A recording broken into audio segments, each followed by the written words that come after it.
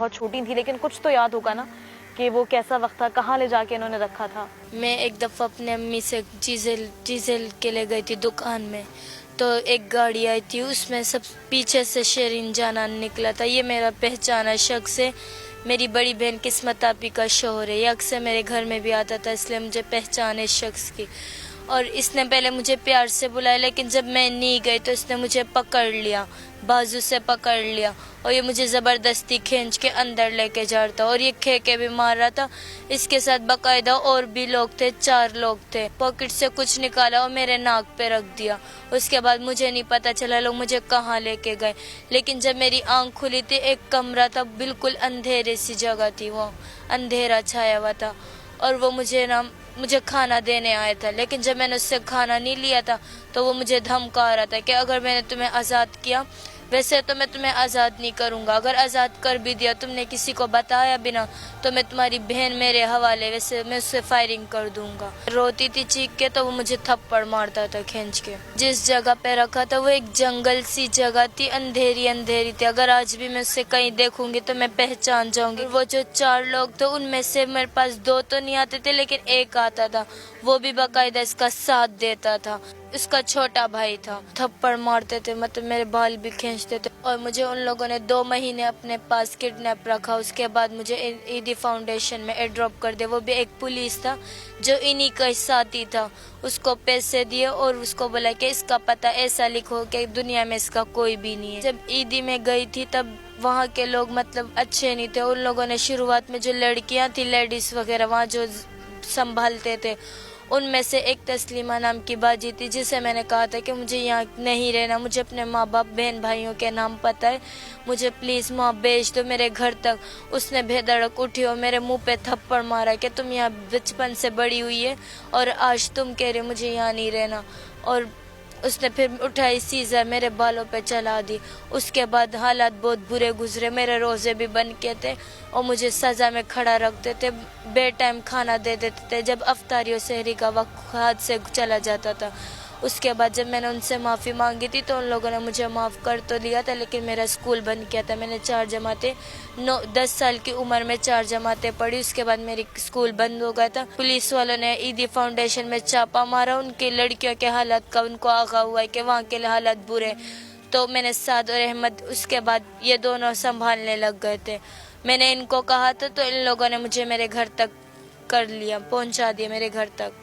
ये दोनों अच्छे थे। मेरे साथ और भी बच्चियां थी, उनको भी ऐसा ही रोना आता था जैसे मुझे रोना आता था। अगर किसी एक को मार पीटती थी, हम सब तड़प जाते थे। अपने माँ बाप के लिए बदवाएं भी निकलती थी कुछ, क्योंकि अपने कुछ माँ बाप ऐसे थे जो अपने औलादों को ईदी के दरवाजे के पास फेंक के चली जाती थी। और कोई सभी दिन आता था ना, यतीमों के साथ अच्छा नहीं मनाया जाता था।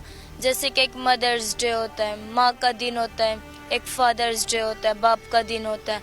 अक्सर हम बच्चों को माँ बाप के साथ देखते थे तो मेरे दिल से शेरिन जानान के लिए बदवा निकलती थी।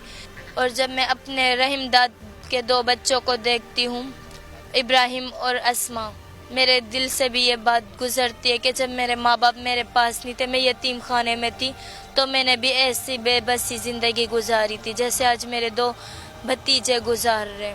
वहाँ पर जब अक्सर मैं बीमार भी हो जाती थी ना, कोई ख्याल रखने वाला नहीं था, देखभाल करने वाला, तो मुझे अपनी माँ याद आती थी कि जब मैं छोटी थी मुझे ज़रा सी चोट भी लगती थी, मेरी माँ कैसी तड़प जाती थी मेरी चोट के लिए, और मेरे पाँव अपने गोद में रख के कैसे मुझे सुकून दिलाती थी। वहाँ पर दोस्ती पे बहुत पाबंदी थी। अगर किसी पता चलता था ना इसके साथ दोस्ती है, तो उसे बहुत बुरा मारते थे कि वो चारों लेडीज़, पूरी एक लड़की बेचारी नाजुक सी होती थी, उस पे सब झपट जाते थे। और पहले से वो यतीम अपने दुख अपने अंदर रखते थे, माँ बाप की जिंदगी के तमाम शिकवे अपने दिल पे रखे थे, और फिर उन चारों के मार खाते थे।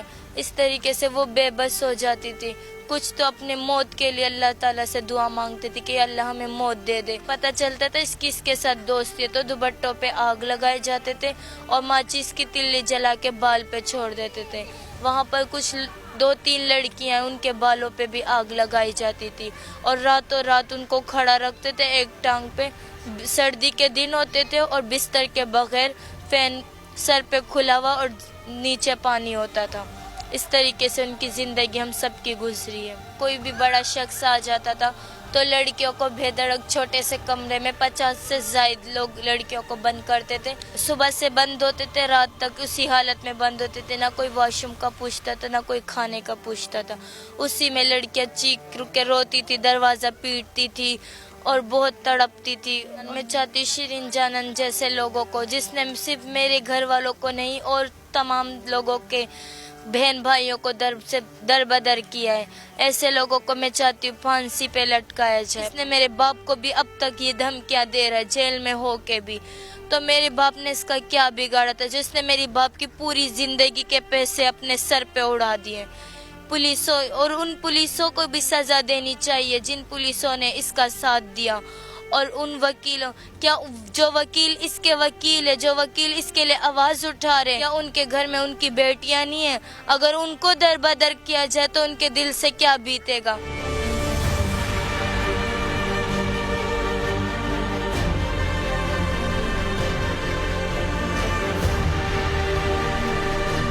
ناظرین، اس وقت میرے ساتھ سعدیہ کی بڑی بہن موجود ہیں. میں ان سے جانتی ہوں کہ انہیں اپنی بہن واپس کیسے ملی. یہ بہن کو جب اغوا کیا تو اس کو بھی دھمکیاں اس نے دیا، اگر تو نے اپنے والد کو بتایا یا والدہ کو بتایا، میرے بنوئے نے بتایا تو ہم تمہیں بھی قتل کر دیں گے، تمہاری بہن کو بھی قتل کر دیں گے. جب میری دوسری بہن کو پتہ چلا، جو اس کی وائف تھی، قسمت بی بی جانان شیرین کی وائف تھی، اس کو پتہ چلا کہ میرے ہسبینڈ نے میری بہن کو اٹھایا ہے تو اسی کو بھی قتل کروایا. 3 گولیاں مارا، اسی کو قتل کروایا. اسی درمیان میرا بڑا بھائی یہیں پر بیٹھا ہوا تھا، اس کو بھی پتہ چل گیا.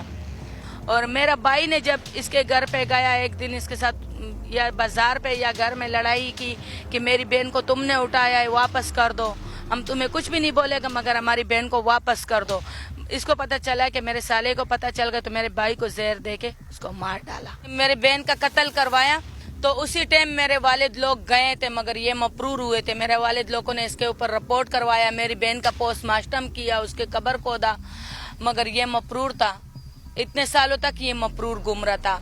ابھی تقریباً یہ 2 سال ہو رہے ہیں ہم لوگوں نے اس کو پکڑا ہوا ہے. ہم کو پتہ چلا کہ یہ پلانے جگہ میں رہتا ہے تو ہم لوگ وہاں گئے. پھر وہاں سے ہم لوگوں نے 4 لمبر کرنگی تانے کے اوپر ہم لوگوں نے اس کو اٹھا لیا. ہم لوگوں نے جو ہے بھائی کا پوسٹ مارٹم اور اس کا سب کچھ، بھائی کی باڈی ہم لوگ قائد آباد والے تانے میں لے کے گئے تھے مگر وہ لوگ ہمارا فریاد نہیں سن رہے تھے، ہمارا رپورٹ نہیں لے رہے تھے. بھائی کی باڈی قائد آباد کے تانے کے سامنے ہم لوگوں نے رکھا ہوا تھا. یہ اسی بھائی کے بچے ہیں رحیم داد کے، جسی کا قتل ہوا ہے، جس کو زہر دے کے مار ڈالا ہے. یہ اس کا بیٹا ہے ابراہیم، یہ 4 مہینے کا رہ گیا تھا. یہ اس کی بیٹی ہے آسما، یہ تقریباً 2 سال یا 1.5 سال کے رہ گئے تھے. شیرین جانان کا دوست تھے جو ان بچوں کا ماموں لوگ تھے. میرے بابی کا جو بھائی تھے وہ شیرین جانان کے دوست ہیں. وہ زبردست یہ ہے میرے بابی کو اٹھا کے لے گئے، اس کی شادی دوسرے جگہ میں کر دیا. ان بچوں کے ساتھ ماں ہے نہ ان بچوں کے ساتھ باپ ہے، تو اس کو سزائے موت دیا جائے. ان لوگوں نے ظلم کیا ہے بہت. میرے امی کے آنکھوں کا نظر چلا گیا، میرا ابو شوگر کا مریض ہو گیا. لوگوں کے ساتھ اپنے سزکیاں تھی اور اپنے کاریں تھے. اور جب سعدیہ گم ہو گئی، ابو اس کے اوپر اسپیکر لگائے، گلیوں گلیوں میں ڈھونڈا، ندیوں میں ڈھونڈا، سب دولت اسی کے پیچھے اڑا دیا. باقی ایسا دن بھی ابو کو دیکھنا پڑا کہ میرے ابو کے ساتھ کرائے کے پیسے نہیں تھے، اس کے پیچھے تالا لگایا تھا. ابو لوگ گھر میں بیٹھے ہوئے تھے، مالک مکان نے تالا لگایا تھا.